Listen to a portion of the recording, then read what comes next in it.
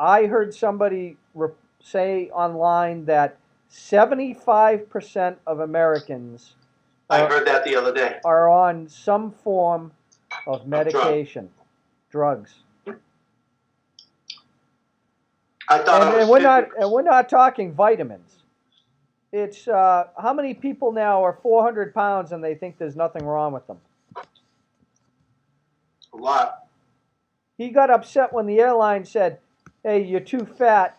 We need to." I don't know if they kicked him off the plane or they wanted him to buy 2 tickets. Yeah, I think they kicked him off because he was too fat to sit in his seat.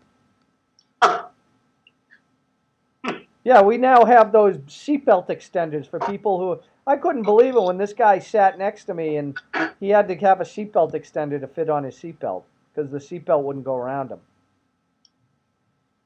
Dude, if you weigh 354 bills, Oh yeah, well you're those seatbelts aren't exactly big, and you know when you fly in Europe or Asia, their seats are like 2/3 the size of an American seat, and I struggle to be in those things because I'm not exactly tiny. But when I start to feel my pants expand, you know, I don't go out and buy, you know, 50 pants. You know, I stop eating the fruit or the whatever I'm eating, or I try to get on the treadmill the point more. is you regulate yourself. And that's another example. Fasting used to be part of our society to an extent, right? Fasting taught you a bunch of things. It taught you health. It taught you to purge your system. It taught you discipline, okay? It built the spirit. That was the purpose of fasting. When you fast, when you're hungry and you deprive your body when it really wants some food, that affects not just your soul, but really your spirit, right down to your core. Well, I'd say in this country 100 years ago, most people had no choice but to fast. That's why everybody was so thin. Food was not in abundance. Right, or eat a lot less food in general, to your point. Isn't it interesting how the poor people of today versus the poor people of yesteryear, they're outright fat. You would think a poor person would be thin. That's right. Yet we have poor people that are fat. And they're dressed like they're going to bed, and they're out in public. And you know, Yes. people 50, 60 years ago, people used to be wearing suits and coats and jackets. People, the average person, looked much better than the average person today. And I'm guilty of this. I wear jeans. I wear t-shirts. I wear sweatshirts. Yep. That's not how people dressed. People used to wear suits, ties. Women wore dresses. They were dressed to the nines, really. Maybe not to the nines, but they looked they looked presentable. I still think that people inebriate themselves like they used to do to be able to cope with life today or ever. Today it's medication. It used to be alcohol. Now people just probably do it some other way. Oh yeah. Well, we're hooked on between legalized alcohol, nicotine, smoking, pharmaceutical drugs, not to mention illegal drugs. Dude, when you count all those things, that's probably 90% of the population. 95. Right? Well, hey, you know what? You know, there are some days where I'm tempted to. That's probably why I don't buy alcohol, because I'd probably drink it if I bought it. Right. It's the secret to anything. If you don't want to eat it, or if you don't want to ingest it, don't buy it. Yeah, there's a lot of truth to that. It makes sense. Yeah, I mean, you don't want to eat Oreos, don't buy Oreos.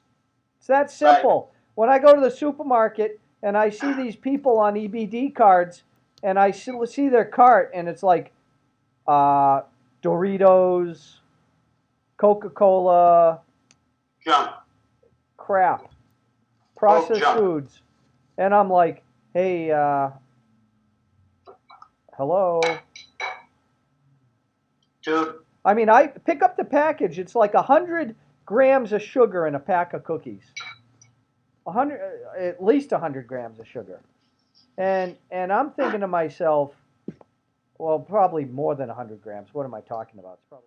They weren't taught any values and lessons at home about food. I'll give them a pass on that one because you know what, it can be very confusing on what, because everything is so processed today that even the stuff that's supposedly healthy, like the meat and the chicken and the milk, it all has hormones and antibiotics and these things that are probably killing us, and we don't even know it. We think we're eating healthy when you've got to go through these PhD classes on Food 101.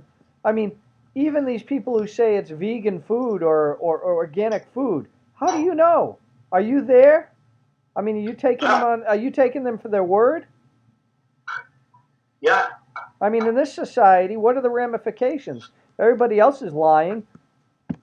Christ, that's a great business. Is I'll buy the beef from the beef guy for $1 a pound, and I'll turn around and sell it for $5. Just repackage it and stick an organic label on it.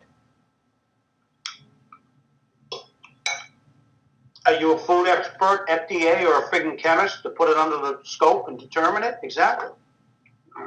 Plus, it's not illegal for me to do that. Well, it's probably fraud, but I'm sure I could come up with something that could justify that label, or just use a terminology that everybody, like all natural. That's a term that companies can use, and it means nothing. What does that mean? All natural? It could be all natural horse shit. It could be all natural chemicals. Yeah. Yeah, what does that mean? But the problem is like I started earlier, we are, like you said, we're so dependent on other people to be ethical. And to actually, I love the term that you use repeatedly, the fiduciary responsibility. If I'm buying something from somebody, why shouldn't you be telling me what the hell I'm buying? I mean, I'm not an expert in meat or in milk or in automobiles. Am I going to be able to go through this car to determine if it's a lemon? No, I'll have my mechanic do it, but I can't do it. Where's the stopgap measure for? That's the number one reason why I'm very hesitant to pay 5 times more for organic this or organic that, because who are we trusting? I can't determine from the taste. Some people said they can, but you know, it's like these Pepsi and Coke tests when they think they're drinking Coke when they're really drinking Pepsi. Oh, you got me. I could put, you know, or it's like the coffee test. I could put mobile coffee here and Dunkin' Donuts there and Starbucks here and give it to you, and you'll be like, oh, I like this one, and oh, this is definitely Starbucks, and it's the mobile swill. But I'm an expert. It's the truth. Yeah.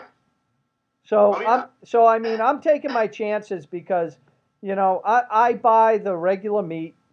I buy the regular chicken, the regular vegetables. I walk out of the vegetables, but you know what? There's probably pesticides in it that are probably zapping me. That's one reason why I buy the frozen vegetables, because they washed out of them before they freeze them. Is that right? Well, supposedly. Plus freezing the food can sometimes kill something that may not be killed. I buy a lot of frozen vegetables, but you're right. I mean, all the foods genetically modified now to a lot of the vegetables. Like when you buy tomatoes, there's a code on the tomato. If it's a 9, I think it's supposed to be natural or organic. If there's an 8, it means something else. If there's a 7, it means it's like a hybrid or something. So, I mean, you can look this stuff up and, you know, research it, determine it, I guess. But, you know, I mean, to your point, at the end of the day, things aren't simple like they used to be. You used to get fresh vegetables and fruits and meats and everything 30 years ago. From the local farm down the road. Now, thanks to these giant corporations, there are no locals. Precisely it. It goes back to the supply chain. Everything's Walmart and Home Depot. Walmart's the largest supermarket in the country, you know. You got bananas coming from, you know, Colombia, for God's sake. Oh, yeah. Oh, of What course. are they going to do to that banana? to keep it ripe. Who knows what they're doing? Well, to they it. usually refrigerate out of it. But yeah, Okay. they have these vegetables now where the genetically modified, where they change the gene and they put like Monsanto bug killer or something in there so that the bugs won't attack the plant because it has that built into the code, the genetic code. Right. And so yeah, Good the point. pesticides. So you're like, okay, well if the plant has the pesticide DNA in it, what's that Right. doing to us? Precisely. I don't think anybody knows. They'll tell you, oh, it's fine, not a problem. Oh, yeah? Says who? Who determined that? Some lab? Did the FDA? Who determined it? We already know the FDA is underfunded and understaffed. So you tell me, brain surgeon, who determined it? Well, they're also probably corrupt because the food pyramid is not any sort of pyramid anybody should follow. That's true.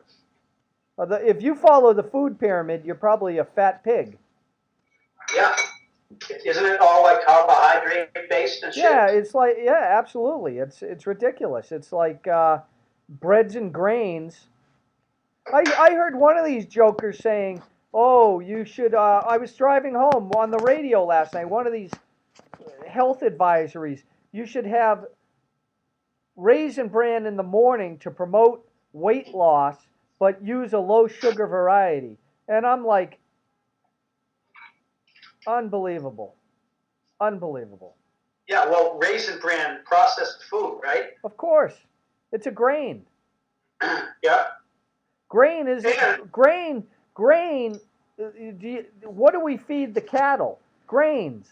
And the pigs. Grains. Corns. It's to fatten them up. Society only invented grain and corn when we stopped being wanderers, when we were no longer nomads. All of a sudden we had to, instead of going, if people weren't, the reason people were nomads is they'd stop for a while, they'd eat everything up, and they'd have to leave because everything was gone. Good point. So when they finally settled down, they had to, and there are certain things that they were able to grow, and it's not a surprise that there are so many people who can't eat certain foods because the human body wasn't designed to eat them. I mean, we're not eating bark anymore, right? That's why you don't need your appendix. Is that what that was for? Yeah. Really? Yep. I believe so. That's processing heavy stuff. Processing stuff that we don't need anymore. And I mean, today, it's not even possible to go to a restaurant today and eat non-processed foods, even when they say they're cooking everything in the kitchen. Here's the one that really gets me, is when you go into a restaurant, like a high-end restaurant, and they're charging you $50 for salmon, and it's farm-raised salmon. Yeah. If I'm paying $50, fine, I understand you go out to lunch for $9.99, you're going to get farm-raised salmon, which I won't eat. But farm-raised salmon, why do people eat salmon if you take, I mean, most people don't do it for the taste. Most people probably eat fish because they think it's healthy. Well, here's the joke. With what's happened with Fukushima and other incidents in our water, and I'm not sure seafood is as good for you, but farm-raised fish, farm-raised anything, are being fed grains. Grains? They're being fed. Right. Right. They're not eating the algae and the plankton or whatever they eat in the wild that makes them so healthy. Right. Right. So when you go to eat that fish, you're not getting the same nutritional benefit. Well, it's like when you eat tuna fish, you're eating mercury.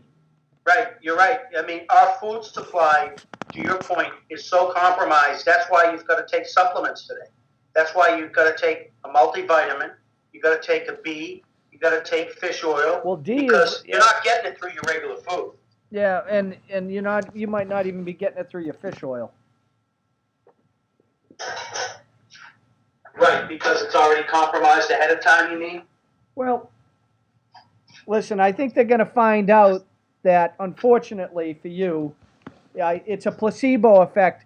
I'm not sure the body is absorbing 99% of what you're vitamins. taking in that pill. I think it's coming out the other end, if you know what I mean. I think you're right, is true, because I take all these vitamins, and my pee, when I take the vitamins, is greatly discolored. And what does that tell you? I'm peeing out a lot of it, right? Yeah. Yeah, I mean, it's a great game. I mean, think about it. The food people, the FDA creates a pyramid that they know you're going to need those drugs in 30 years to stave off the diabetes and the heart disease and and cholesterol and so they create, just like these guys fracking, they're destroying our water supply in those areas. So they'll come back when their fracking company goes out of business. They'll now start selling water at $5 a gallon, or $5 a bottle. So water's more expensive than gasoline now.